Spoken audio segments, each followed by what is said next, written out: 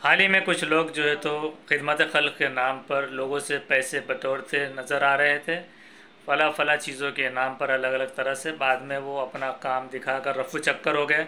जो लोग नाम देखकर खिदमत खल्क़ देखकर और उसी तरह से सिर्फ बातों में आकर उलझे, उनके पैसे तो वो गवा बैठे।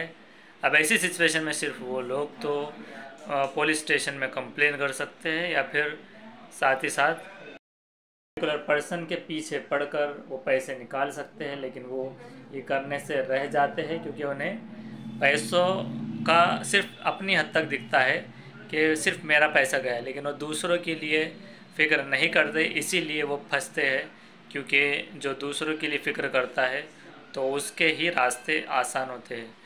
उसी तरह से अभी हाल ही में कुछ इन्वेस्टमेंट्स के भी प्लान्स वगैरह निकले हैं, जिसमें लोग जो है तो इस्लामी बातें करके या फिर इस्लामी पॉइंट ऑफ व्यू बताना चाहते हैं। ये शेयर मार्केट हो गया या किसी भी तरह से इन्वेस्टमेंट में करवाना चाह रहे हैं। पहले तो वो प्रोडक्ट नहीं बताते कि वो किस में इन्वेस्टमेंट कर रहे हैं, एक्सपेंडिचर नहीं बताते कि क्या लागत है क्या नहीं, कितना बच रहा है। क्लियर डील फेयर डील नहीं होती। और फिक्स इनकम देना तो ये तो इंटरेस्ट हो जाता है, और इंटरेस्ट के चूँकि नुकसान है इसीलिए वो हराम भी है। और उसी तरह से हराम होने के अलावा उसके नुकसान ज़्यादा होने से दोनों को नुकसान वो पहुँच सकता है। तो ये एक बात हो गई इसमें कि जिससे मतलब नुकसान पहुंच सकेगा। और साथ ही साथ जो है इसी तरह से जो लोग बिना कोई तहक़ीक़ करे, यानी कि ट्रू कॉलर पे सामने वाले का नाम देखना होता है कि क्या लिख कर आ रहा है, तो किसी किसी के नाम कुछ और होते हैं, तो उससे समझ में आता है कि ये टेम्प्ररी लेवल पर ये पैसा लेकर जाने वाला इंसान है। जिसमें ट्रू कॉलर पे कुछ लोग उसको स्कैम की कैटेगरी स्पैम में डालते हैं, तो पहले तो आपको वो चेक कर लेना होता है। दूसरा ये है कि ये तो एक हो गया कि स्पैम की कैटेगरी या स्कैम की, कि जो ट्रू कॉलर पे हमें पता चल जाता है कि क्या नाम उसका आ रहा है या क्या नहीं।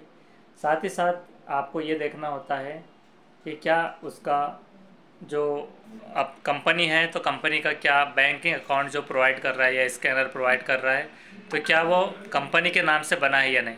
अगर वो कंपनी के नाम से नहीं बना तो मतलब फिर से वो स्कैम करने की कोशिश कर रहा होता है, क्योंकि कंपनी का जेन्युइन जब अकाउंट नंबर होता है तो उसके ऊपर वो ट्रांजैक्शंस लेते हैं, उसका टैक्स भी पे करते हैं, तो वो लीगल होते हैं।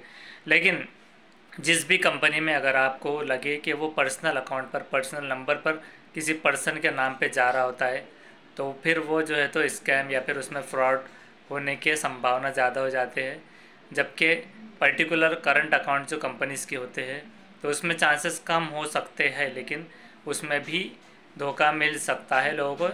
तो ट्रू कॉलर कंपनी की प्रोफाइल हिस्ट्री जाने बगैर किसी भी इन्वेस्टमेंट में ना पड़े, और ज़्यादातर तो शेयर मार्केट, क्रिप्टो या कोई भी इन्वेस्टमेंट में बिल्कुल ही ना जाए तो ये बेहतर होगा। और कोई जाना ही चाह रहा है तो ये चीज़ों को वो चेक कर ले कि ट्रू कॉलर है या नहीं। और उसी तरह से जो लोग पैसे गंवा चुके हैं बीसी के नाम पर या किसी भी नाम पर, तो उनकी ज़रूर कंप्लेन वो दर्ज करवाए, ताकि वो रिपोर्ट्स होने पर वो दूसरों को नुकसान ना पहुंचाने पाए। Thank you.